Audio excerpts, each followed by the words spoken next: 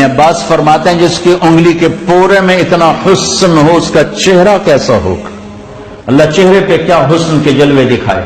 اور ایمان والی عورت اس حور سے 70,000 گنا زیادہ خوبصورت ہوگی. اور اللہ تعالیٰ نے جنت کی مخلوق غلام ہیں، عورتیں ہیں، ہمیں بنایا مٹی سے، آگ پانی مٹی ہوا. انہیں بنایا مشک عنبر زعفران کافور.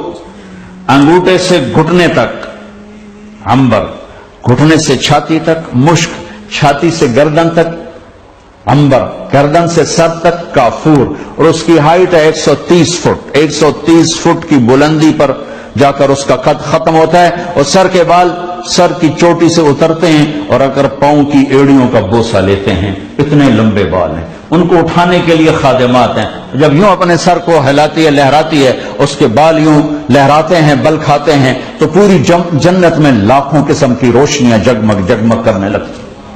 اور وہ جو لباس پہنتی ہے وہ 3 میل کے دائرے میں گھوم رہا ہوتا ہے. 3 میل کا دائرہ اس کا لباس. 3 میل کے دائرے میں. لباس کا وزن نہیں ہوگا اس لیے اس کا اٹھانا کوئی مسئلہ نہیں. اس لباس کا وزن ہے، اس لباس کا وزن نہیں، کیونکہ اس کا دھاگا نور سے بنے گا اور نور بے وزن ہوتا ہے. اور اللہ 100 جوڑے جنتی کو بھی پہنائے گا اور جنتی عورت کو بھی پہنائے گا. اور اللہ تعالیٰ، یہ تو ہم گھستے گھستے یہاں آ گئے، ورنہ آدم علیہ السلام 130 فٹ تھے، اما ہوا 130 فٹ تھیں. یہ جو ٹائم گزرا ہے اس نے رندے کی طرح ہمیں گھساتے گھساتے گھساتے یہاں تک پہنچا دیا ہے. جنت میں پھر اس کو اللہ واپس لے جائے. ایک ہمارا میراثی ہوتے ہیں، بڑے نازک قوم ہوتے. تو ذمہ دار کا نوکر تھا میراثی، تو اس نے اس کو کہا چل میرے گھوڑے دی مالش کر. بلا میراثی کی جانے مالش گھوڑے دی. وہ اس کے سامنے تو لگا رہا. جب وہ چلا گیا ذمہ دار گھر، تو وہ جا کے سو گیا. جب صبح اس کی آنکھ کھلی تو اس نے دیکھا تو گھوڑا چور لے گئے. انہوں نے کہا مارے گیا جو میں نے لے تر پائے کے پائے. وہ گھر گیا، بھاگ کے وہاں سے خرگوش لایا اور اس کو رسا باندھ کے مارے شروع کر دیا. جب زمیندار باہر نکلا حضوے کے میراثی تھا، خرگوش نو لگا کھلا ہے. میرا گھوڑا کی دیکھے سائیاں کھلوتا ہے. بے کوئی گھوڑا ہے تو خرگوش ہے. وہ سائیں گھوڑا ہے، ساری رات مالش کی تھی تو گھاس گھاس گھاس گھاس گھاس کہتے آیا کھلوتا. تو یہ جو 10,000 سال ہے نا، انہوں نے میں میراثی والی مالش کر کر کر کر کر ہمارے قد 5 فٹ بنا دیے ہیں، 5.5 فٹ 6 فٹ. اللہ واپس 130 فٹ پر لے جائے.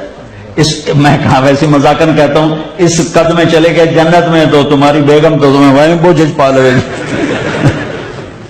لوریاں دینی پڑے گی، لوری دے.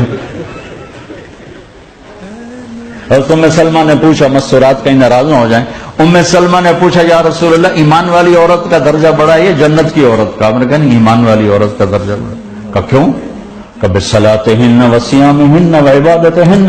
جنت کی عورت تو نماز نہیں پڑھتی، اسے نمازیں پڑھی، وہ بندگی نہیں کرتی تو بندگی کر کے، اس نے روزے نہیں رکھے، اس نے تو روزے رکھے ہیں. ان اعمال کی وجہ سے اللہ ایمان والی عورت کو جنت کی عورت پر کروڑوں گنا زیادہ عزت، جمال، کمال سب کچھ عطا فرمائے. اور حضرت عائشہ رضی اللہ عنہ کا فرمان ہے جنت میں ایک وہ ہوگا مقابلہ. جنت کی حوریں کہیں گی نحن الخالدات فلا نموت، ہم نے زندگی پائی موت نہ پائی. ونحن الناعمات فلا نبأس، ہم جوان رہیں بڑھاپا نہیں دیکھا.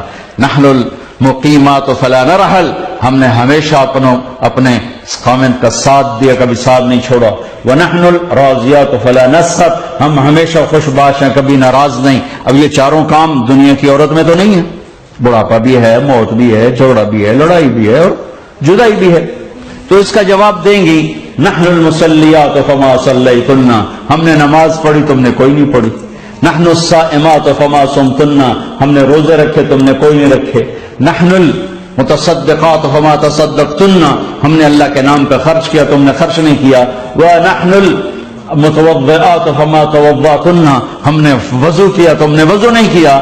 تو عائشہ فرماتی فغلبنہن، نماز روزہ صدقہ وضو کی وجہ سے جنت کی عورت پر ایمان والی عورت غالب آ جائے گی.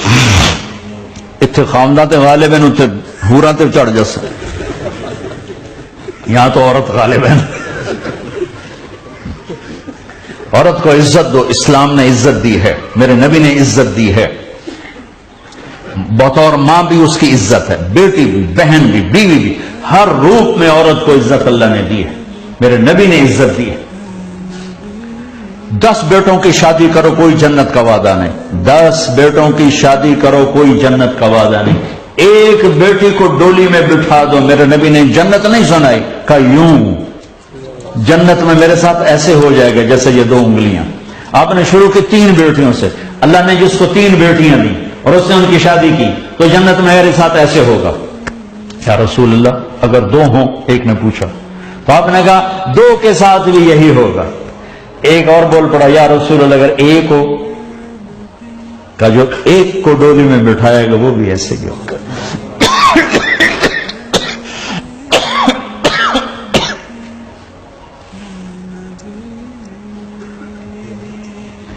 بیٹے کی 10 بیٹوں کی شادی کی، جنت کا وعدہ کوئی نہیں۔ ایک بیٹی کے ہاتھ پیلے کیے تو جنت نہیں، نبی کے ساتھ کا وعدہ ہے۔ بہنوں کا حق دیا، بعض بات بیٹی نہیں ہوتی بہن ہوتی، تو میرے نبی نے فرمایا جس کو اللہ نے 2 بہنیں دی اس نے ان کا حق ادا کیا، شادی کی، ڈولی میں بٹھایا، باپ مر گیا ہوگا یا باپ قابل نہیں ہے تو بھائی نے باپ بن کے اس کو عزت سے روانہ کیا، اور جو وراثت میں حق ہے وہ حق اس کو دیا، تو اس کے لیے جنت واجب ہو گئی۔ وہ بیوی کے روپ میں ہے تو میرے نبی نے فرمایا سب سے اعلیٰ درجے کا مسلمان ہو جو بیوی کے ساتھ اچھا سلوک کرتا۔ میرا سب سے بہترین سلوک ہے اپنی بیویوں کے ساتھ، یہ آپ نے اضافتاً فرمایا۔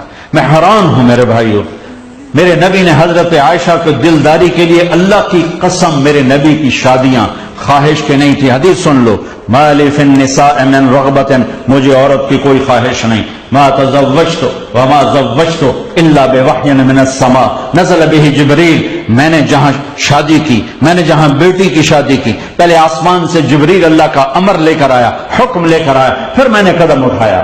25 سال کا نوجوان 40 سال کی بیوہ عورت سے شادی کرے گا؟ ایک منگنی ٹوٹی ورقہ بن نوفل کے ساتھ، ایک نکاح سے بیوہ ہوئی ابو حالہ کے ساتھ، دوسرے نکاح سے بیوہ ہوئی ابن عابد کے ساتھ، اور ہر ایک سے پہلے سے ایک بیٹا ایک بیٹی، دوسرے سے ایک بیٹا، ایک منگنی ٹوٹے 2 نکاح سے بیوہ ہو، کون 25 سال کا نوجوان اس سے شادی کی خواہش کرے گا؟ میرے نبی نے 25 سال کی عمر میں 40 سال کی مکمل عورت سے شادی کی، لڑکی نہیں ہے عورت ہے۔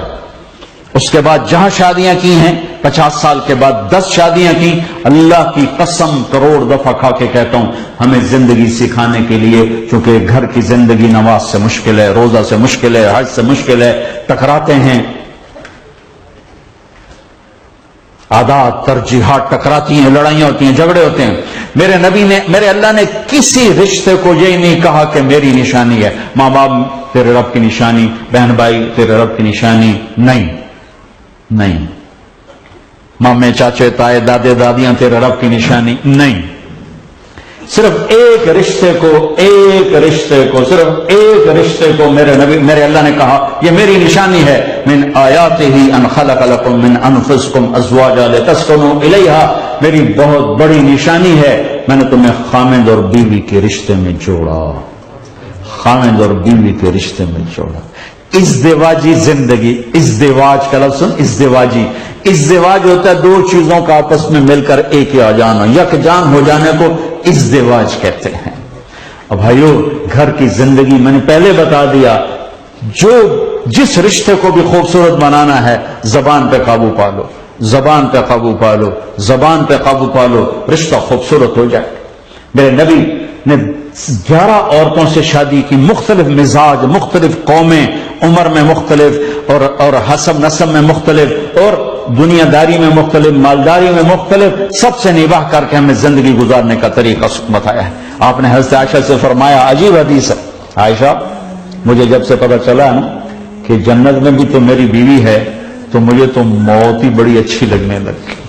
سبحان اللہ، رب ذوالجلال کی قسم، میں اتنا حیران ہوا یہ حدیث پڑھ کے کہ کیا دلداری ہے اور کیا امت کو سبق سکھایا ہے۔ عائشہ، جب سے مجھے پتا چلا ہے کہ تو جنت میں بھی میری بیوی ہے تو مجھے تو مرنا ہی آسان ہوگا، موت اچھی لگنے۔ یا عائشہ انہ لیہون علی ان انه لیحون علی ان اریتک زوجتی فی الجنہ، انه لیحون علی الموت، موت کا لفظ چھوڑ دیا تھا، انه لیحون علی الموت ان اریتک زوجتی فی الجنہ، جس دن سے مجھے پتا چلا تو جنت میں میری بیوی ہے، مجھے مرنا ہی آسان ہو گیا۔ تو چار چیزیں بھائیو، چار چیزیں، ایسی ماں باپ ہیں ان کی دعا لے لو، ان کے لیے ٹائم نکالا کرو۔ میرے نبی کا فرمان ہے ماں کے قدموں تلے جنت، صبح ماں باپ کی زیارت کر لو، شام تک 2 دروازے کھل جاتے ہیں جنت کی، شام کو زیارت کر لو، صبح تک جنت کے 2 دروازے کھل جاتے ہیں۔ ان کی دعاؤں سے وہ کام بنتے ہیں جو پونڈوں سے نہیں بنتے ہیں۔ صدق و حدیث، سچ بولنا ہے، جھوٹ نہیں بولنا ہے۔ حفظ و امانت، دھوکہ نہیں دینا، دیانتداری سے چلنا ہے۔